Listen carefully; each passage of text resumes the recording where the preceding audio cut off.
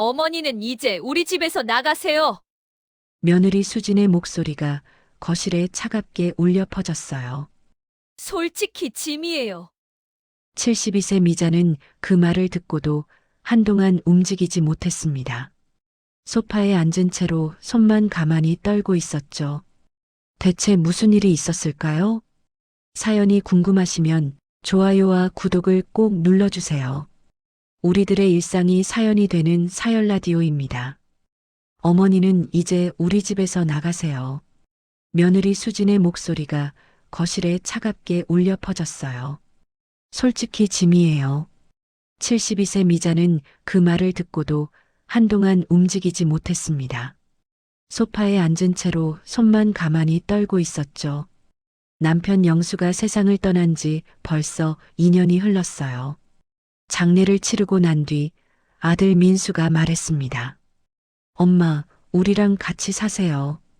혼자 계시면 위험하잖아요. 그때 미자는 평생 모은 돈 3억을 꺼냈어요.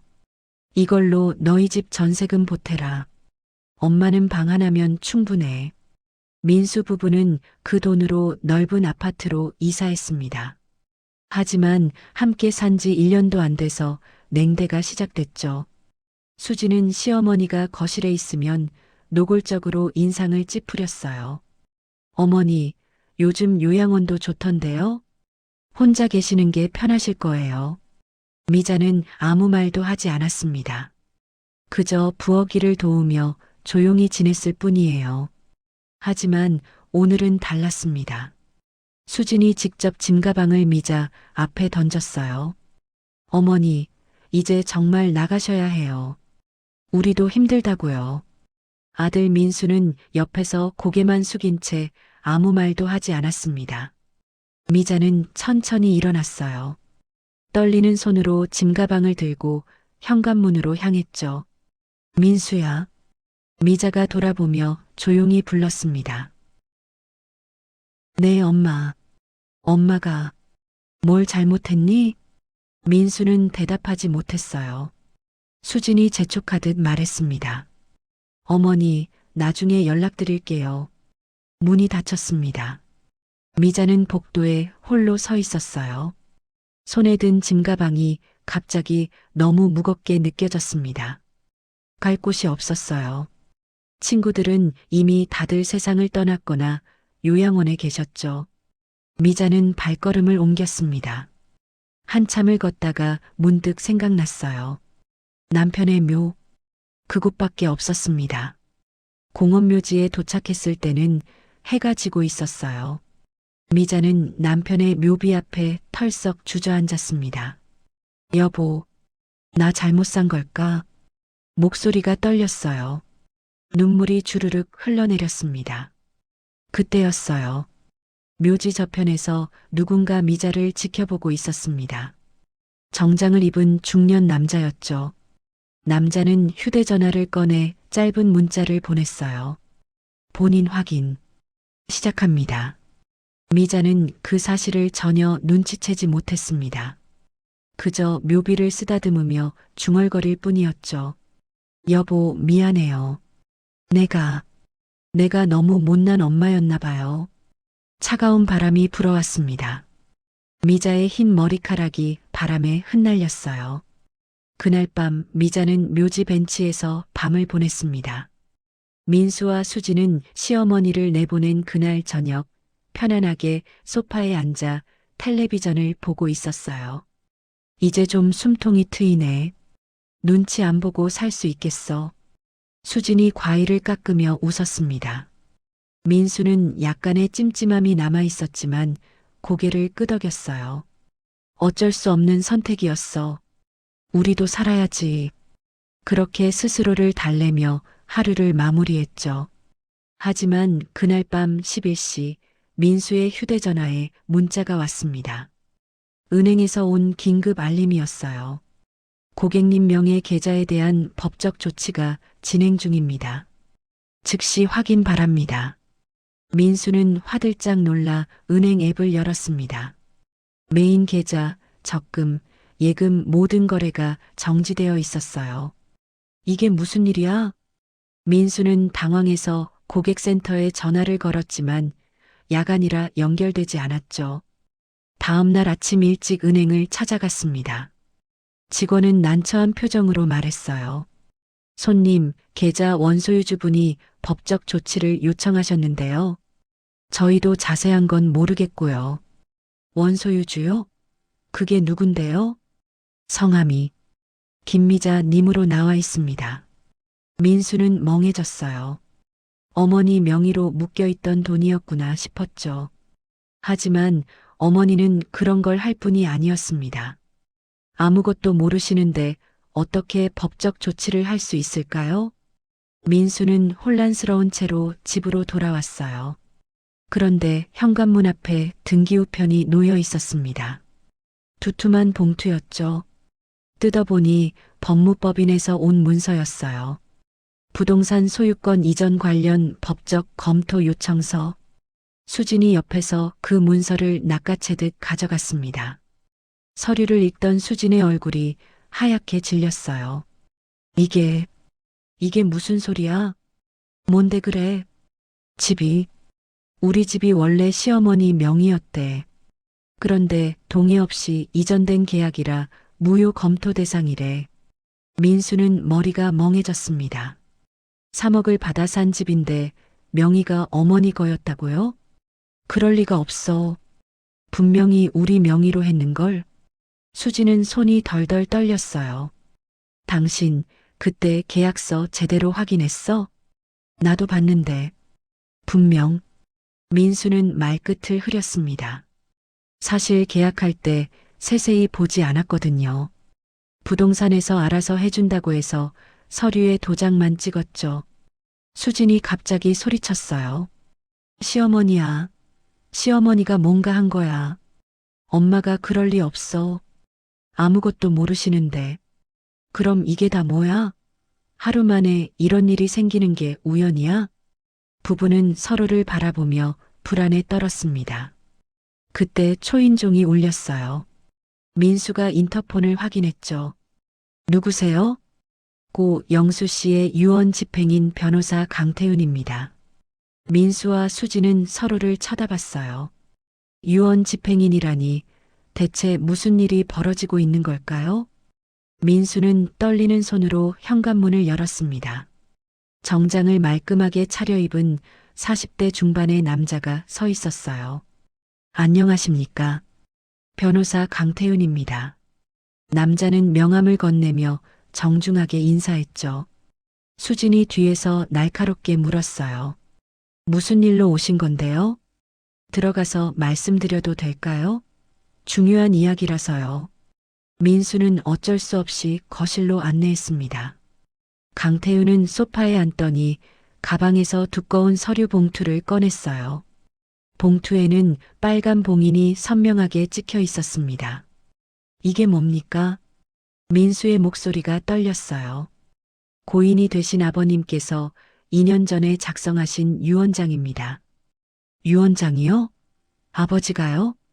민수는 믿기지 않는다는 표정을 지었죠. 아버지는 그런 걸 준비하실 분이 아니었거든요. 늘 가족끼리 무슨 유언장이냐고 하시던 분이었어요. 강태윤이 차분하게 설명했습니다. 이 유언장은 특수 조건부로 작성되었습니다. 사망 후 2년이 지나고 특정 조건이 충족될 경우에만 개봉하도록 되어 있었죠. 무슨 조건이요? 수진이 날카롭게 끼어들었어요. 미자 여사께서 자발적으로 집을 떠나시고 남편분 묘지에 7일 이상 머무시는 경우입니다. 민수는 숨이 턱 막혔습니다. 어머니가 집을 나간 게 어제인데 벌써 이런 일이 벌어지다니요. 수진이 비명처럼 소리쳤어요. 이게 무슨 말도 안 되는 조건이에요? 누가 묘지에 7일씩 있어요? 미자 여사께서 현재 그곳에 계십니다. 강태윤의 말에 민수는 가슴이 철렁했어요. 어머니가 정말 묘지에 계시다는 걸까요? 강태윤은 봉인을 뜯고 유언장을 꺼냈습니다. 노란 종이에 아버지의 필체가 또렷하게 적혀 있었어요. 읽어드리겠습니다. 강태윤이 유언장을 펼쳤죠. 본인 영수는 아내 미자가 자식에게 버림받는 날이 올 것을 예상하여 이 유언을 작성한다. 민수의 얼굴이 창백해졌습니다. 아버지가 왜? 이하 내용입니다. 미자가 집을 떠난 경우 현재 아들 명의로 되어 있는 모든 재산은 원소유주인 미자 단독 명의로 환원된다. 수진이 벌떡 일어났어요. 그게 무슨 소리예요? 집은 우리가 산 거라고요. 계약서를 다시 확인해 보시기 바랍니다. 명의는 처음부터 미자 여사였습니다. 다만 실거주자를 민수 씨로 등록했을 뿐이죠. 강태윤의 말에 민수는 머릿속이 하얗게 변했어요. 그때 부동산에서 뭐라고 설명했는지 기억이 나지 않았습니다. 그리고 아들 민수는 상속권을 모두 잃습니다. 아버지가 왜 이런 걸? 민수는 주저앉으며 울먹였어요. 수지는 소파에 풀썩 앉아 머리를 감싸쥐었습니다. 우리 집이 날아간다는 거예요? 유언 집행은 이미 시작되었습니다. 이제 미자 여사의 최종 의사 확인만 남았습니다. 강태윤은 서류를 가방에 다시 넣었어요. 내일 오전 10시 묘지에서 미자 여사를 만날 예정입니다. 참석하시겠습니까? 민수는 고개를 끄덕일 수밖에 없었죠. 강태윤이 떠나고 난 뒤 집안은 무거운 침묵에 휩싸였습니다. 수진이 울먹이며 말했어요. 당신 아버지가 미쳤어. 완전히 미친 거야. 민수는 대답하지 못했습니다. 아버지가 왜 이런 준비를 하셨는지 이제야 조금 알 것 같았거든요. 미자는 묘지에 온 지 사흘째였습니다. 첫날 밤은 벤치에서 떨며 지냈고 둘째 날부터는 묘지 관리실 처마 밑에서 잤어요. 관리인 아주머니가 안쓰러워하며 담요를 가져다 줬죠. 할머니, 이러시면 안 돼요. 감기 걸리세요. 미자는 고맙다며 웃었지만 떠날 생각은 없었습니다. 갈 곳이 없었거든요. 매일 아침 해가 뜨면 남편의 묘 앞에 앉았어요. 묘비를 쓰다듬으며 하루를 시작했죠. 여보, 오늘도 날씨가 좋네요. 미자는 혼잣말을 하듯 중얼거렸습니다. 우리 민수, 언제부터 저렇게 됐을까요? 목소리에는 원망보다 슬픔이 더 많이 섞여 있었어요. 묘비에 낀 먼지를 손수건으로 닦았습니다. 남편 사진 속 얼굴이 선명하게 드러났죠. 제가 뭘 잘못한 걸까요? 너무 많이 해줘서 그런 걸까요? 바람이 불어왔습니다. 나뭇잎이 바스락거리며 흩날렸죠. 미자는 그 소리가 남편의 대답처럼 느껴졌어요. 오전 11시쯤 관리인 아주머니가 김밥과 따뜻한 차를 들고 왔습니다. 할머니, 이거라도 드세요. 안 드시면 쓰러지세요. 고맙습니다. 참 좋은 분이시네요. 미자는 김밥을 한 입 베어 물었어요.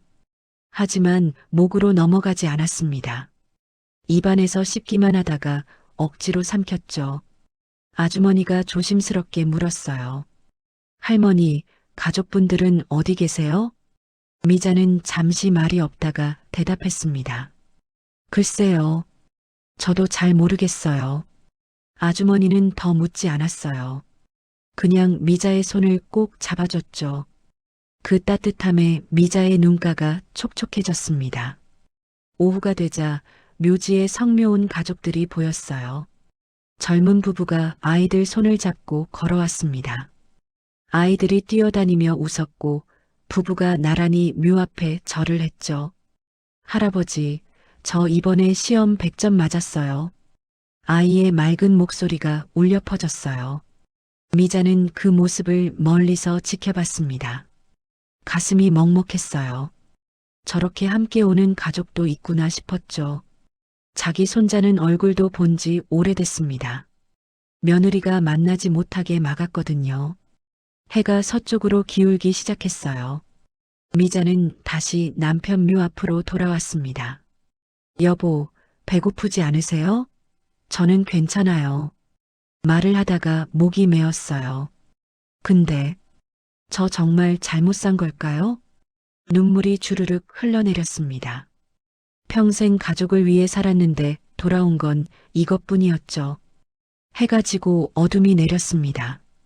미자는 다시 관리실 처마 밑으로 갔어요. 담요를 덮고 누웠지만 잠이 오지 않았습니다. 온몸이 쑤시고 아팠죠. 하지만 참았어요.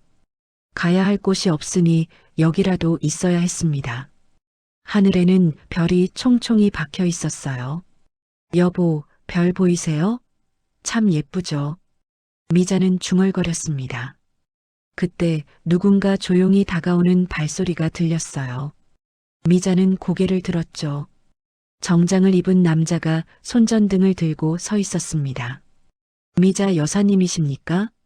네. 그런데 누구세요? 변호사 강태윤입니다. 고 영수 씨의 유언 집행인이죠. 미자는 눈을 크게 떴어요. 유언이라는 말에 가슴이 철렁 내려앉았습니다. 유언이요? 우리 남편이요? 네. 내일 오전 10시에 여사님을 뵙기로 했습니다. 아드님 부부도 오십니다. 미자의 손이 미세하게 떨렸어요.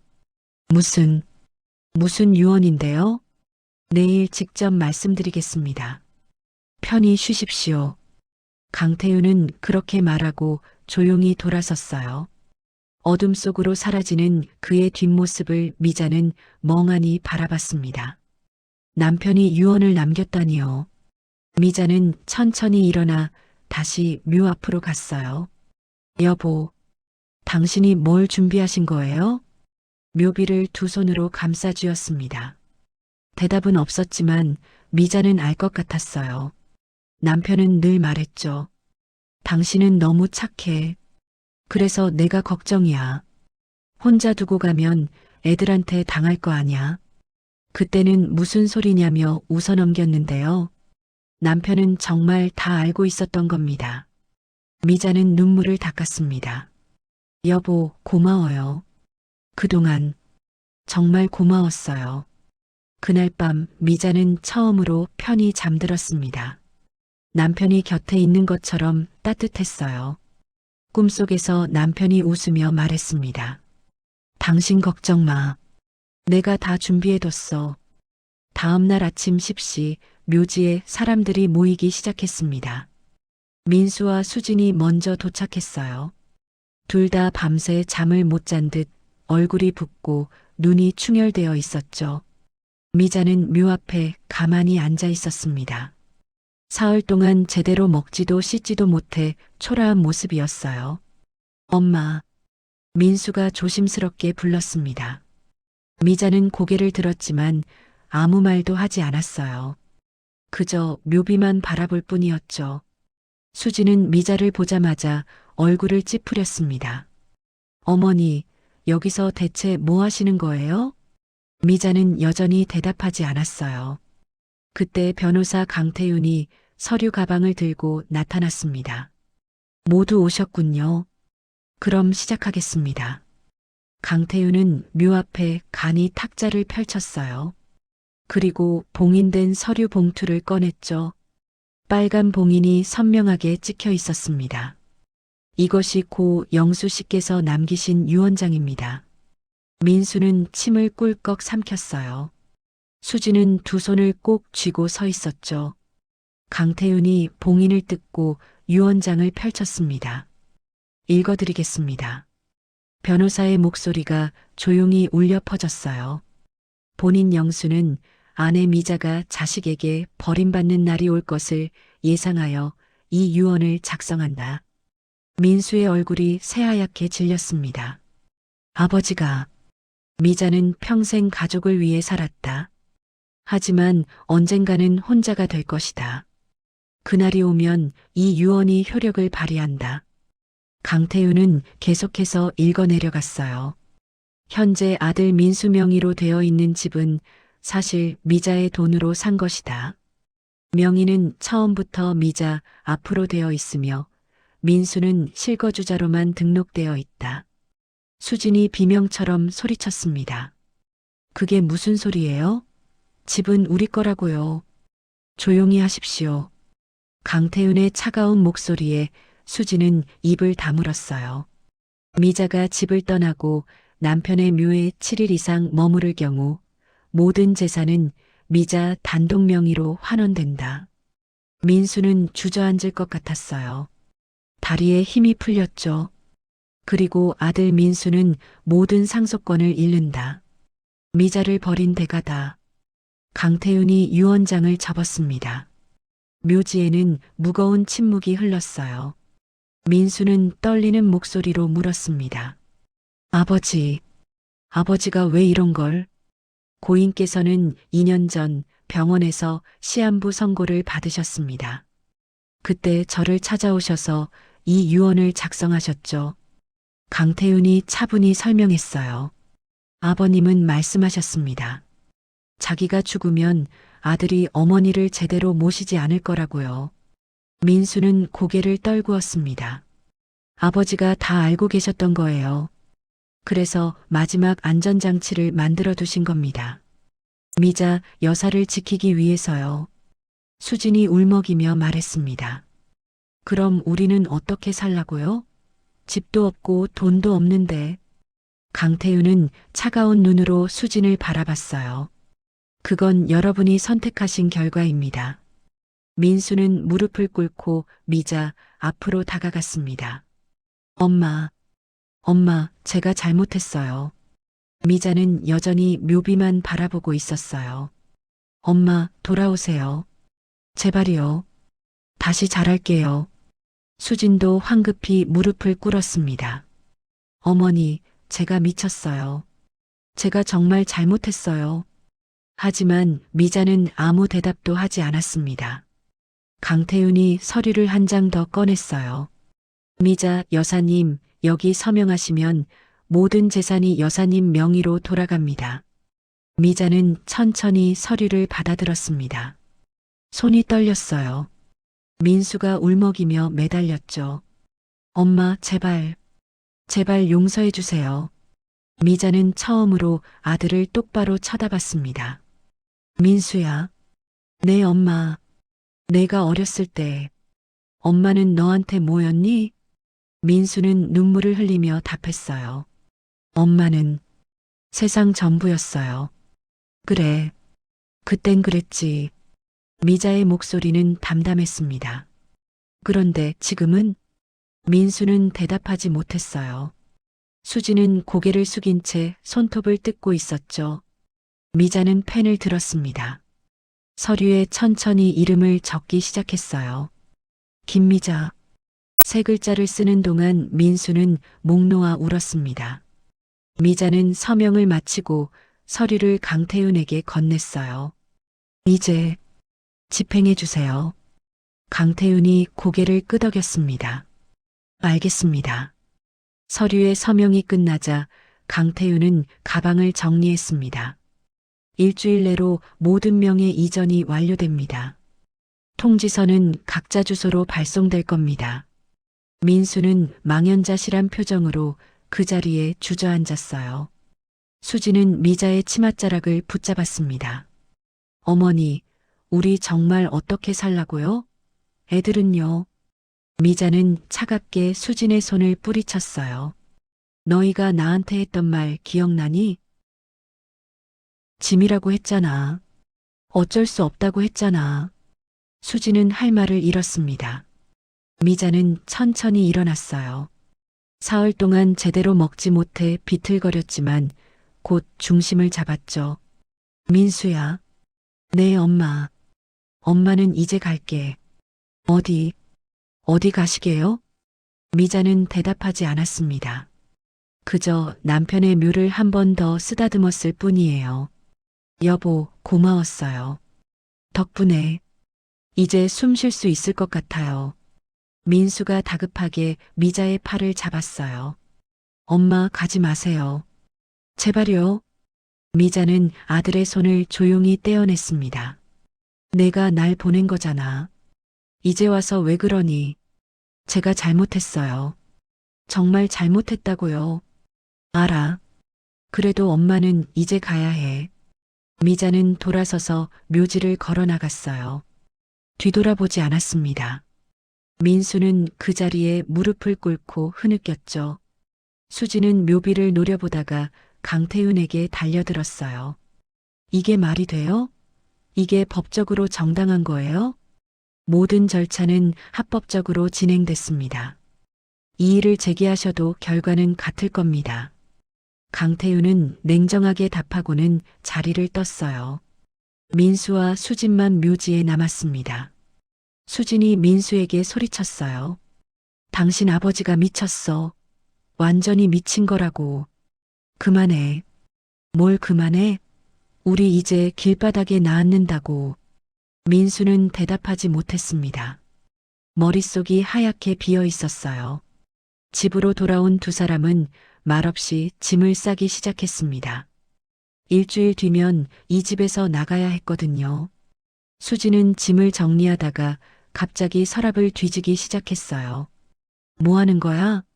시어머니 도장이랑 서류 찾는 거야. 뭐라도 있어야 대항하지. 소용없어. 변호사가 다 확인했을 텐데. 가만히 당할 순 없잖아. 수지는 집안을 샅샅이 뒤졌지만 아무것도 없었어요. 미자는 중요한 서류를 이미 다 가져간 게 분명했습니다. 며칠 뒤 민수의 회사에서 연락이 왔어요. 민수 씨, 요즘 일 집중 안 되시죠? 좀 쉬시는 게 어때요? 사실상 해고 통보였습니다. 민수는 멍하니 회사 문을 나섰어요. 집도 없고 일자리도 없고 이제 남은 건 아무것도 없었죠. 수지는 친정에 전화를 걸었습니다. 엄마, 나야. 우리 좀 들어가서 살면 안 될까? 하지만 친정 어머니는 단칼에 거절했어요. 안 돼. 너희 부부 문제는 너희가 해결해. 우리도 힘들어. 전화가 끊겼습니다. 수지는 휴대전화를 집어던졌어요. 다 끝났어. 다 끝났다고. 민수는 소파에 앉아 멍하니 천장만 바라봤습니다. 아버지 얼굴이 떠올랐어요. 아버지, 이렇게까지 하실 거였어요? 민수는 눈물을 흘렸습니다. 하지만 이제 와서 후회해봤자 소용없었죠.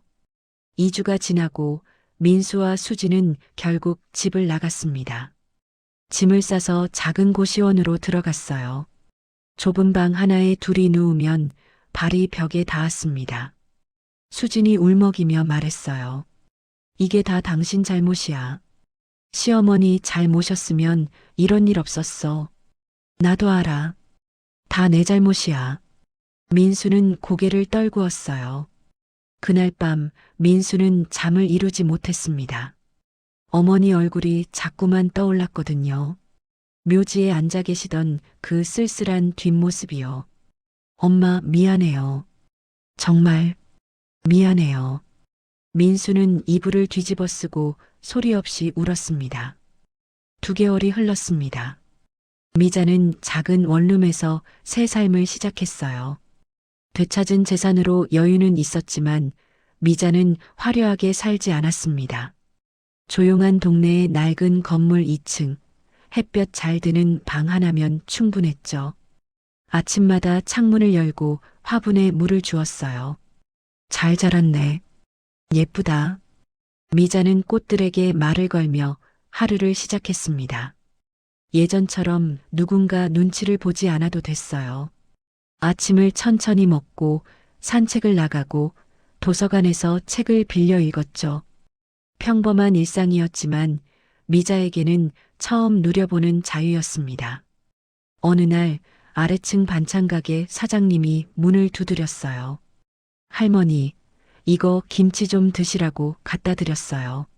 아이고, 고마워요. 얼마예요? 아니에요. 그냥 드리는 거예요. 혼자 사시는데 잘 드셔야죠. 사장님은 환하게 웃으며 돌아갔습니다. 미자는 김치통을 들고 한참 서 있었어요. 가슴이 따뜻해졌습니다. 가족도 아닌 사람이 이렇게 챙겨주다니요. 일주일에 2번은 묘지 관리인 아주머니를 만났어요. 할머니, 요즘 얼굴이 좋아지셨네요. 그래요? 잘 먹고 잘 자서 그런가 봐요. 둘은 함께 차를 마시며 이런저런 이야기를 나눴죠. 별것 아닌 이야기들이었지만 마음이 편했습니다. 어느 토요일 오후 미자는 동네 복지관에 갔어요. 노인 합창단 모집 공고를 봤거든요. 할머니, 노래 부르실 줄 아세요? 옛날에 좀 불렀어요. 시집 가기 전에요. 그럼 한번 불러보세요. 미자는 오랜만에 노래를 불렀습니다. 목소리가 떨렸지만 끝까지 불렀어요. 박수 소리가 들렸습니다. 합격이에요. 다음 주부터 나오세요. 미자는 수십 년 만에 무언가에 합격했습니다. 집으로 돌아오는 길 미자는 저도 모르게 콧노래를 흥얼거렸어요. 랄랄라 랄랄라. 지나가던 사람들이 미소를 지으며 미자를 바라봤죠. 한 달쯤 지났을 때 현관문을 두드리는 소리가 났습니다. 누구세요? 엄마. 저예요. 민수요. 미자는 손이 멈췄어요. 문을 열자 민수가 서 있었습니다. 많이 야윈 얼굴이었어요. 들어와. 미자는 담담하게 말했습니다. 민수는 조심스럽게 방 안으로 들어왔어요. 작지만 깨끗한 방이었죠. 앉아. 미자는 차를 끓이며 말했습니다. 민수는 방바닥에 앉아 고개를 숙였어요. 엄마, 이혼했어요. 수진이랑. 미자는 찻잔을 민수 앞에 놓았습니다. 그래. 그럴 줄 알았어. 다 제 잘못이에요. 제가 못난 놈이에요. 민수의 목소리가 떨렸어요. 미자는 자기 차를 한 모금 마셨습니다. 왜 왔니? 엄마, 다시 시작할 수 있을까요? 민수가 눈물을 흘렸습니다. 저 이제라도 제대로 하고 싶어요. 엄마한테 잘하고 싶어요. 미자는 한참 동안 아들을 바라봤어요. 예전 같았으면 당장 안아줬을 겁니다. 괜찮아. 엄마가 있잖아 하면서요. 하지만 지금은 달랐어요. 민수야. 네, 엄마. 엄마는 이제 너를 용서할 수 있어. 민수의 눈이 빛났습니다. 정말요? 그런데 내가 너 자신을 용서할 수 있겠니? 민수는 말문이 막혔어요. 엄마가 용서한다고 해서 내 잘못이 없어지는 건 아니야. 미자의 목소리는 단호했습니다. 넌 내 잘못을 평생 안고 살아야 해. 그게 내가 치러야 할 대가야. 민수는 고개를 숙이고 울었어요. 죄송해요. 정말 죄송해요. 미자는 아들의 어깨를 가만히 두드렸습니다. 예전처럼 꽉 안아주지는 않았어요. 하지만 완전히 밀어내지도 않았습니다. 일어나. 차 식겠다. 민수는 눈물을 닦고 차를 마셨어요. 엄마, 잘 지내세요? 응. 엄마는 이제 엄마 인생 살고 있어. 미자는 처음으로 환하게 웃었습니다. 민수는 그 미소를 보며 또 눈물을 흘렸어요. 어머니가 이렇게 환하게 웃는 모습을 본 게 언제였는지 기억도 안 났거든요. 엄마, 저 가끔 찾아뵈도 될까요? 그래. 가끔은. 민수는 고개를 끄덕였습니다. 고마워요, 엄마. 그런데 민수야. 네. 엄마한테 뭘 바라고 오지 마. 그냥 인사만 하러 와. 민수는 가슴이 철렁했습니다. 알겠어요. 죄송해요. 민수가 떠나고 난 뒤 미자는 창문을 열었어요. 시원한 바람이 들어왔습니다. 후, 긴 한숨을 내쉬었어요. 가슴이 답답하지 않았습니다. 미자는 다시 남편의 묘 앞에 섰습니다. 이번에는 짐을 싸들고 온 게 아니었어요. 손에는 작은 꽃다발과 남편이 생전에 좋아하던 막걸리 한 병이 들려 있었죠. 여보 왔어요. 미자는 묘비 앞에 꽃을 놓고 막걸리 잔을 채웠습니다. 오늘 날씨 참 좋죠? 당신 좋아하는 날씨예요. 바람이 불어왔어요. 나뭇잎이 바스락거렸습니다. 여보, 나 이제 나를 위해 살 거예요. 미자는 묘비를 쓰다듬었어요. 당신이 남겨준 그 약속 덕분에 처음으로 내 인생을 선택했어요. 목소리가 떨렸지만 눈물은 나오지 않았습니다. 고마워요. 정말 고마워요. 미자는 잔에 막걸리를 따라 한 모금 마셨어요. 이제 민수 걱정은 안 해도 될 것 같아요. 제 발로 일어설 거예요. 묘비에 비친 남편 사진이 웃고 있는 것 같았습니다. 당신도 이제 편히 쉬세요. 나도 이제 괜찮으니까요. 미자는 천천히 일어났어요. 무릎이 아팠지만 참을 만했습니다. 다음에 또 올게요. 좋은 소식 들고요. 묘지를 걸어 나오는 미자의 발걸음은 가벼웠어요. 하늘을 올려다봤습니다. 구름 사이로 햇살이 눈부시게 비쳤죠. 참 좋다. 미자는 웃었습니다. 버스 정류장에서 버스를 기다리는데 휴대전화가 울렸어요. 합창단 아주머니들이었습니다. 미자 선생님, 오늘 연습 끝나고 같이 밥 먹어요. 좋아요. 제가 반찬 하나 만들어 갈게요. 와, 미자 선생님 솜씨는 최고예요. 전화를 끊고 미자는 시장으로 향했어요. 장을 보며 무엇을 만들지 생각했습니다. 잡채를 할까? 아니면 김치전? 고민하는 것조차 즐거웠어요. 누구 눈치 보지 않고 내가 하고 싶은 걸 하는 게 이렇게 행복한 일인지 몰랐죠. 저녁 무렵 미자는 작은 원룸으로 돌아왔습니다. 부엌에서 잡채를 만들며 콧노래를 불렀어요. 랄랄라 랄랄라. 창문으로 노을이 보였습니다. 붉은 하늘이 아름다웠어요. 예쁘다. 미자는 잠시 손을 멈추고 노을을 바라봤습니다. 72년을 살면서 이렇게 여유롭게 노을을 본 적이 있었을까요? 문득 눈물이 핑 돌았습니다. 슬픈 눈물이 아니었어요. 이제야 살아있다는 느낌이 들어서 나온 눈물이었죠. 이제 시작이야. 김미자, 이제 시작이라고. 미자는 스스로에게 속삭였습니다. 밤이 되었어요. 미자는 작은 침대에 누워 천장을 바라봤습니다. 더 이상 누군가의 엄마도 며느리도 아내도 아닌 그냥 미자였어요. 그게 좋았습니다. 내일은 뭘 할까? 미자는 웃으며 눈을 감았습니다. 편안한 잠이 찾아왔어요. 꿈속에서 남편이 말했습니다. 잘했어, 당신. 이제 행복하게 살아. 미자는 꿈속에서도 웃었습니다. 사연 라디오 TV는 여러분들의 일상에서 일어날 수 있는 일들을 들려드립니다. 어디에서 듣고 계신지를 댓글에 남겨주세요. 구독, 좋아요를 눌러주시면 큰 힘이 됩니다. 감사합니다.